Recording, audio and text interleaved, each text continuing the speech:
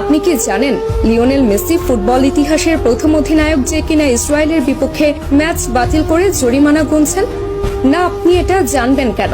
আপনার তো এটা জানার ইচ্ছে নেই, বরং আপনার কাজ মেসির সমালোচনা করা।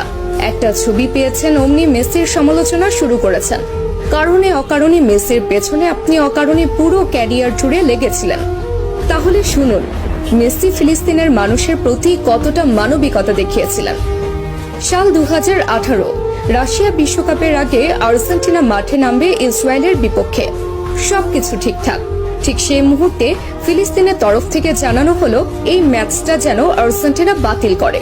কিন্তু আর্জেন্টিনা ফুটবল অ্যাসোসিয়েশনের তরফ থেকে সেটা সম্ভব ছিল না, কেননা এই ম্যাচটা বাতিল করলে মোটা অঙ্কের জরিমানা গুনতে হতো এএফএ কে।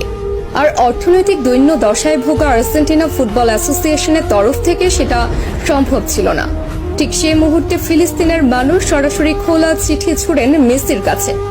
আর্জেন্টাইন অধিনায়ককে অনুরোধ জানানো হয় ম্যাচটা যেন বাতিল করে, এবং মেসি তাদের অনুরোধে সাড়া দিয়ে ম্যাচ বাতিল করেন এবং নিজ পকেট থেকে জরিমানা পরিশোধ করেন আর্জেন্টাইন ক্যাপ্টেন।